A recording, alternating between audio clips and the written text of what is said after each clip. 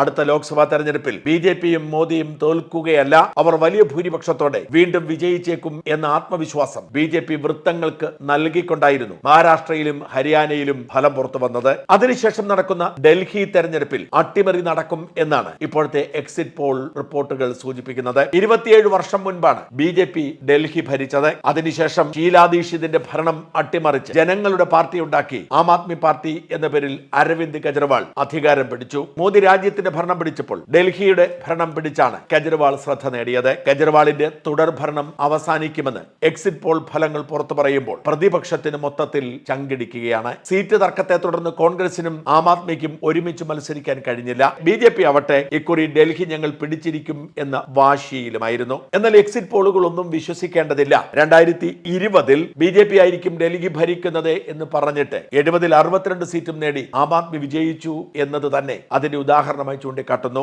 എന്നാൽ ബി.ജെ.പി പറയുന്നത് അഴിമതി നടത്തി ജയിലിലായ കെജ്രിവാളിനെയും മനീഷ് സിസോദിയെയും മറ്റ് നേതാക്കളെയും ഡൽഹി ജനത തിരിച്ചറിഞ്ഞിരിക്കുന്നു എന്നാണ്. 100 കോടിയുടെ ആഡംബര ബംഗ്ലാവ് പണിത് അതിലേക്ക് താമസം മാറ്റിയ കെജ്രിവാളിന്റെ കാപട്യം ജനങ്ങൾ തിരിച്ചറിഞ്ഞിരിക്കുന്നു എന്നാണ്. അതുകൊണ്ട് ബി.ജെ.പി തികഞ്ഞ ആത്മവിശ്വാസത്തിലാണ്. കോൺഗ്രസ് ഇക്കുറിയും പിക്ചറിലില്ല. കഴിഞ്ഞ തവണ ഒരു സീറ്റ് പോലും ഇല്ലാതിരുന്ന കോൺഗ്രസിന് ഇക്കുറി കുറച്ച് സീറ്റുകൾ കിട്ടിയേക്കാം എങ്കിലും ആം ആദ്മിയും ബി.ജെ.പിയും തമ്മിലുള്ള നേരിട്ടുള്ള പോരാട്ടത്തിൽ ബി.ജെ.പിക്ക് മുൻതൂക്കം പ്രവചിക്കുകയാണ് മിക്ക എക്സിറ്റ് പോളുകളും.